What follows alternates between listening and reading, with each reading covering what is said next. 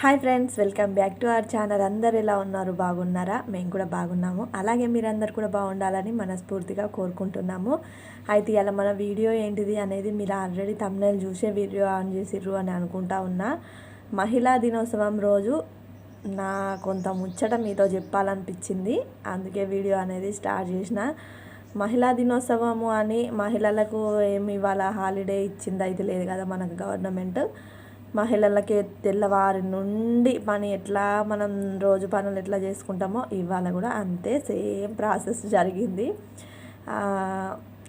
మహిళా దినోత్సవము అనగానే ఏం చేస్తున్నారు కొందరు, తెల్లారి నుండి ఒకటే తీరుగా స్టేటస్లు, ఏదో ఆకాశం తాకే నీ ఆక్రందనలు అనే సాంగు, ఇంకా ఏవేవో కొత్త సాంగ్స్ వచ్చినాయి కదా, అవన్నీ స్టేటస్లు పెడతారు. ఇవాళ మహిళా దినోత్సవం, హ్యాపీ ఉమెన్స్ డే అని. నాకేమనిపించింది అని అంటే, మహిళలని గౌరవించరు, వాళ్ళకి వాల్యూ ఇయ్యరు, వాళ్ళని ఏదన్నా నేను ఇది చేయగలుగుతా అంటే చేయనియ్యరు.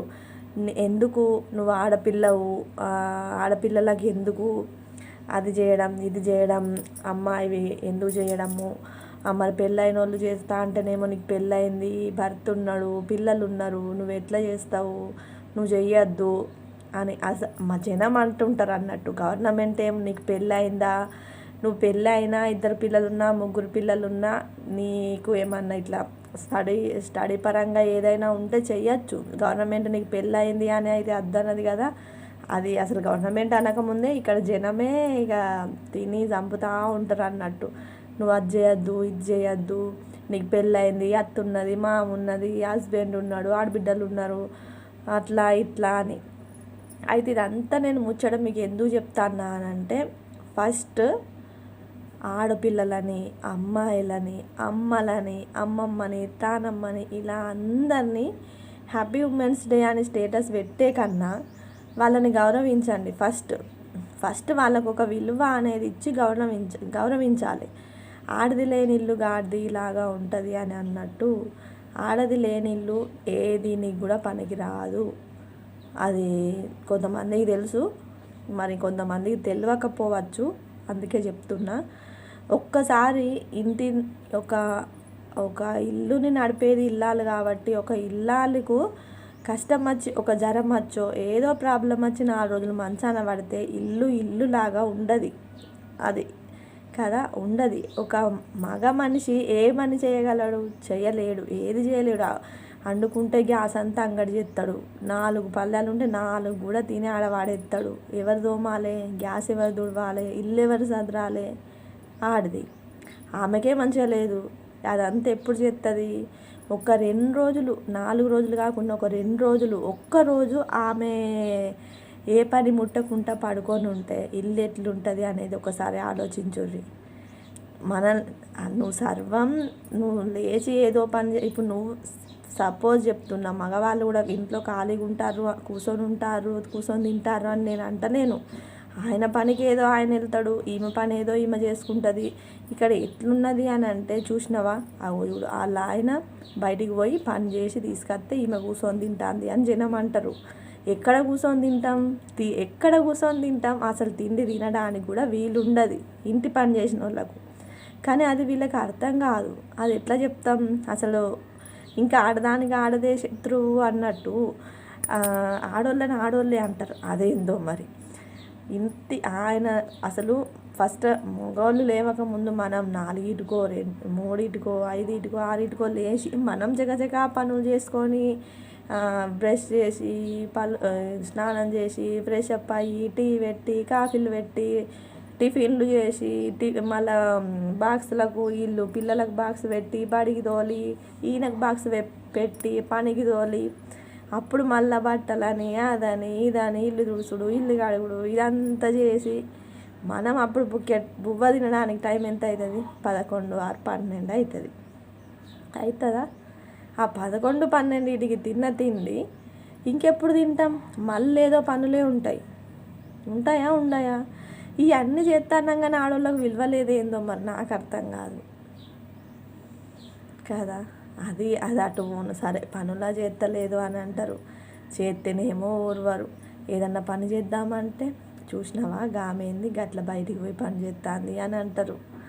ఎన్నో నిందలు, ఎన్నో అవమానాలు, ఎంతమందో మాటలు. పెళ్ళి అయితే ఒక బాధ, కాకుంటే ఒక బాధ, పిల్లలు పుడితే ఒక బాధ, పుట్టకుంటే ఒక బాధ, మళ్ళీ పిల్లలు పుట్టినా చెప్పంగానే అయినా కదా కొంచెం బయట పిలిచినుండే అక్కడ వెళ్ళిన ఏదో చెప్తా ఉన్నా మార్చిన ఏదన్నా చేస్తా అంటే చెయ్యనియ్యరు అని చెప్తాను కదా. అది ఏందో మరి జనం అట్లా ఎందుకు మారుతున్నారో నాకు కూడా అర్థమవుతలేదు. కానీ అనుకునేటోళ్ళు అనుకొని ఏం చేయలేము. నేను అసలు చదువుకునే రోజులలో అయితే ఎంత హ్యాపీగా ఉన్నానో అంటే కొన్ని మా ఇంట్లో సిచ్యువేషన్స్ కూడా బాగా లేక కొన్ని ఇబ్బందులు అయితే పడ్డాము, నేనైనా మా తమ్ముళ్ళైనా మా అమ్మ అయినా. కానీ ఒక అంటే పెళ్ళి కాకముందు అమ్మాయి ఎట్లుంది ఏంటిది అనేది ఫుల్ వేరుంటుంది. అదే పెళ్ళి కాకముందు పెళ్ళి అయినాక చాలా డిఫరెన్స్ వస్తాయి కదా. చాలా అంటే చాలా నేను నా లైఫ్లో అనుభవించిన అయితే మరీ ఘోరము. అవన్నీ నేను తలుచుకుంటే కొంచెం ఇబ్బంది అనిపిస్తుంది. కానీ అసలు అవి నేను గుర్తు తెచ్చుకోను. ఎప్పుడన్నా గుర్తు తెచ్చుకుంటే మైండ్ అంతా డిస్టర్బ్ అయిపోతుంది. ఇక మళ్ళీ గొడవలు అనేటివి వస్తాయి కదా అని నేను అవన్నీ ఏం పట్టించుకుంటలేను. ఇప్పటికైతే మంచిగానే ఉన్నా. పెళ్ళి కాకముందు వేరు, పెళ్ళి అయిన తర్వాత వేరు అన్న కదా. పెళ్ళి కాకముందు మనం ఫ్రీగా తిరుగుతూ ఉంటాం, ఫ్రీ బర్డ్ లాగా.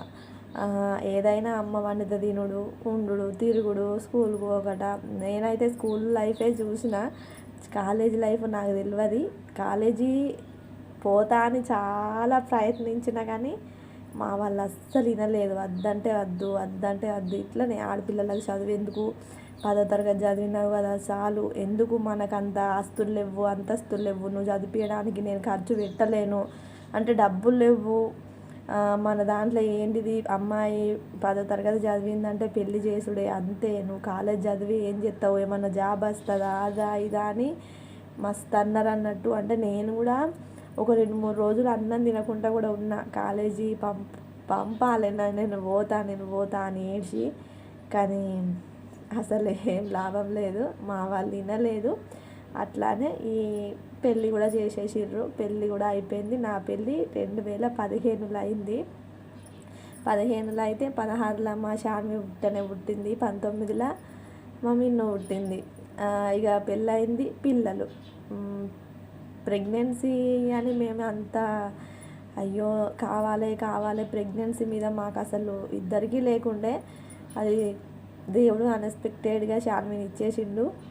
ఇక తర్వాత మళ్ళీ దాని తర్వాత మిన్ను పుట్టినప్పుడు కొంచెం డిసప్పాయింట్ అయినా మనసులో, అయ్యో మళ్ళీ బిడ్డేనా అని. కానీ మా ఆయన కొంచెం బాధపడ్డాడు. కానీ నాకు అంత బాధ ఏం లేకుండే. ఎందుకు లేకుండే అని అంటే మా ఆయన ఏమన్నాడు అంటే, దానికన్నా ముందే మిన్ను కడుపులో ఉన్నప్పుడు కొడుకైనా బిడ్డైనా ఎవరైనా నేను ఆపరేషన్ చేయించేస్తా పిల్లలు కాకుండా అని చెప్పిండు. ఒక మాట చెప్పినుండే. అంటే నేను కూడా అదే అనుకొని ఎవరైతే ఏంది అంటే ఆ బాధ ఏంటిది అనేది మనకు తెలుసు.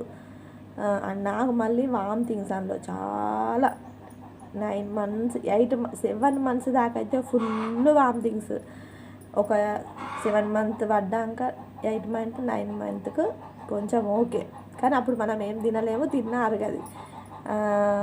మళ్ళీ 9 monthsలో పెయిన్స్ రాగా కూడా ఫుల్ వామిటింగ్సే. మరీ ఘోరం అనిపించేది. ఇక ఎవరైతే ఇందులో ఇద్దరైతే బిడ్డలే కదా ఉండని, ఇద్దరైతే ఇద్దరే ఆయా అని నేను ఇక మా ఆయన ఎట్లా ఆపరేషన్ చేపిస్తాడని నేను ఫిక్స్ అయిపోయినా.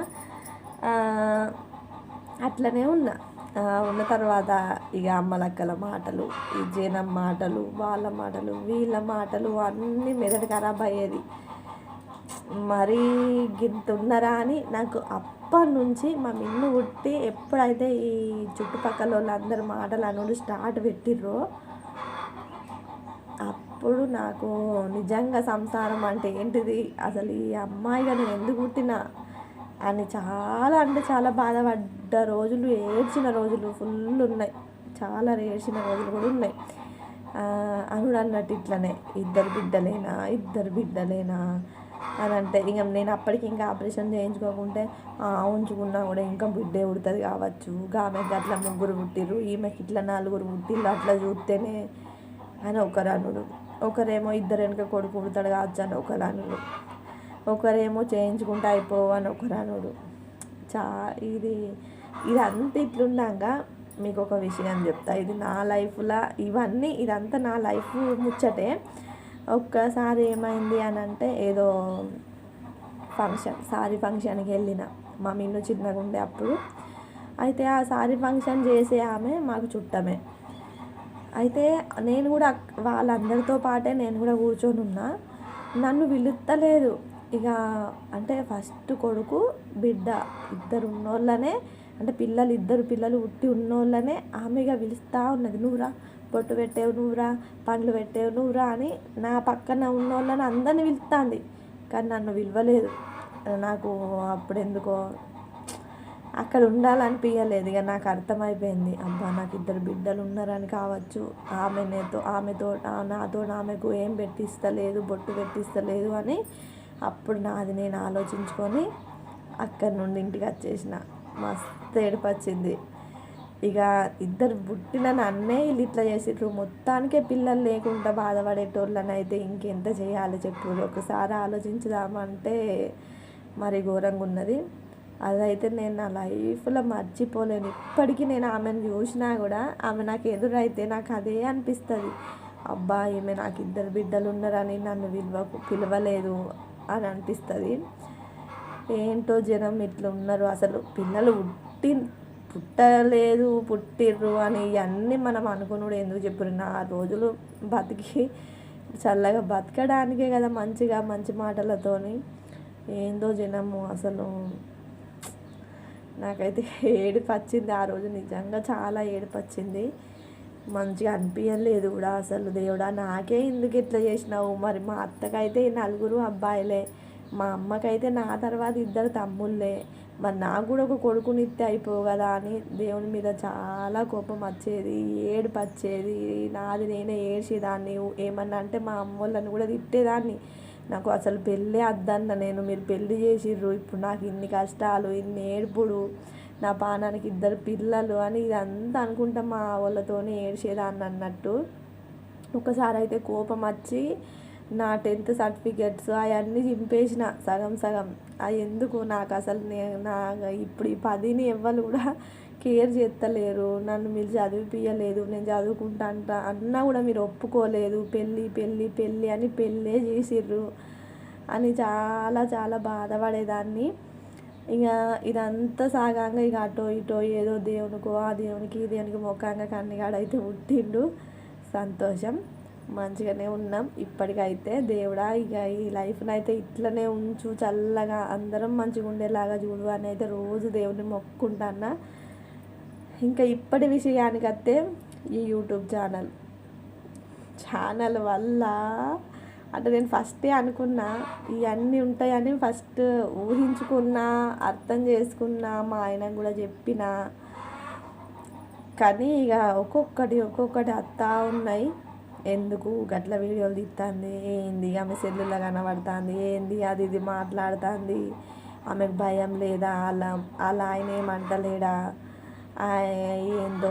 ఇంకొక మా ఆయన కాడ నేను మందు పెట్టినట, నాకు అసలు ఆ మందులే తెలివై అట్లా అంటూ ఉన్నారు. అసలు మందు పెట్టి ఆయన ప్రేమ నేను పంచుకునేదాన్ని అయితే అసలు ప్రేమ నాకు వద్దు. ఆయన నిజంగా నా మీద ఆయనకు ప్రేమ ఉంటే ఆయన మనసు నుంచి ప్రేమ రావాలి, కానీ నేను ఏదో మందో మాకో పెట్టి ప్రేమ నాకు వద్దు. కానీ ఆ జనానికి అర్థమవుతలేదు. అంటే నేనేంటిది ఆయన ఏంటిది అనేది మా ఈ 10-11 ఏళ్ళ సంసారంలో మాకు తెలుసు కదా. ఈ జనం ఎందుకు ఇంత వెర్రోళ్ళు అవుతారో అర్థమవుతలేదు. అది మళ్ళీ యూట్యూబ్ ఛానల్ అని అనగానే ఏదో నెగిటివ్గా ఆలోచించుతారు. అదేం ఆలోచించకూర్రి. నేను వీలైతే అసలు మా ఆయనకి టైం ఉండదు, కానీ ఆయనను కూర్చోబెట్టి కూడా నేను అడిగి మీకు చెప్తా. ఆయనకు అసలు టైం ఉండదు. ఇప్పుడు ఈ ఫంక్షన్ది కట్నాల ముచ్చట చెప్పిద్దామంటేనే ఆయన అసలు వీలైతలేదు. మాకు ఈ మధ్యలో ఫంక్షన్లు, పెళ్ళిళ్ళు ఇవన్నీ తిరుగుడే అవుతూ ఉన్నది. కొంచెం బిజీగానే అయిపోతుంది. అందుకే కొంచెం వీడియోలు పెట్టడానికి కూడా టైం లేదు. ఇంకొకటి చెప్పాలంటే నా సెల్లు ఇన్ని రోజులు ఖరాబ్ అయి ఉండే. మా కన్నిగాడు చూసి చిట్టి చిలకమ్మ పెట్టు అని అంటాడు ఊకే. ఆ చిట్టి చిలకమ్మ పెట్టుకుంటా ఉన్నా. మేము ఒక పెళ్ళికి పోదామని తయారైకుంటుండే నేను మా ఆయన. నేను ఇంట్లో తయారైనా, మా ఆయన అక్కడ బయట ఏదో చేసుకుంటూ ఉండే. మా కన్నిగాడు సెల్లు చూసుకుంటూ ఉండే. వాళ్ళ డాడీకి అయిపోతాడు కదా అని నేను అనుకున్నా, వాళ్ళ అమ్మకి అయిపోతుంది కదా అని ఆయన అనుకున్నాడట. మా కన్నిగాడు సీదా సెల్లు తీసుకుపోయి బకెట్లు వేసిండు నీళ్ళల్లా. సెల్లు పోయింది. ఇక నాకు 5-6 రోజులు సెల్లే లేకుండే. మొన్న మా ఆయన ఇది మంచిగా చేయించుకొని వచ్చిండు. 2000 రూపాయలు అయినాయట. నాన్నే తిట్టిండు, నువ్వేడు చూసినావు అని. నేనేమో వాళ్ళ డాడీతో ఉంటాడు కదా అని నేను అనుకున్నా. మా కన్నిగాని పనులన్నీ గిట్లు ఉంటాయి. మొన్ననే మా మిన్న ఎత్తేసింది. ఇంకా మొన్న మా కన్నిగాడు ఎత్తేసిండు. ఏం చెప్తారు పిల్లలతోని ఇంత కోస. ఇక యూట్యూబ్ ఛానల్ అనే దాని గురించి నేను వేరే వీడియో పెడతా, మొత్తం చెప్పేస్తా. ఇక వీడియో అయితే ఇంతే ఫ్రెండ్స్. ఎవరు అమ్మాయిలు అని ఎవరు నెగ్లెక్ట్ అయితే చేయకూర్రి ప్లీజ్. ఎందుకంటే ఒక అమ్మగా నాకు తెలుసు ఆ పెయిన్ ఏంటిది అనేది. ఇట్లనే పిల్లలు ఆడోళ్ళు పుట్టిల్లు, నీకు మొగోళ్ళు పుట్టిల్లు, నీకు పిల్లలే అయితే లేరు అని ఎవరిని అయితే బాధ పెట్టకండి. ఎవరికి ఎట్లున్నదో రాసి దేవుడు చెప్పలేం కదా. ప్లీజ్ వీడియో అయితే ఇంతే. బాయ్. అందరు మహిళలందరికీ, అమ్మలందరికీ హ్యాపీ మహిళా దినోత్సవం. బాయ్. వీడియో ఎట్లుంది అనేది కామెంట్ పెట్టుర్రి. ఎవరినన్నా నేను ఏదన్నా తెలియకంటే క్షమించుర్రి, సారీ. నా విషయం ఇంకా చెప్పాలంటే చాలా ఉంది, కానీ నేను ఎప్పుడన్నా వీలు చూసుకొని వీడియో పెడతాను. హ్యాపీ ఉమెన్స్ డే అందరికీ. రికామ్ లేకుండా పనిచేసే అమ్మలకి అందరికీ హ్యాపీ ఉమెన్స్ డే.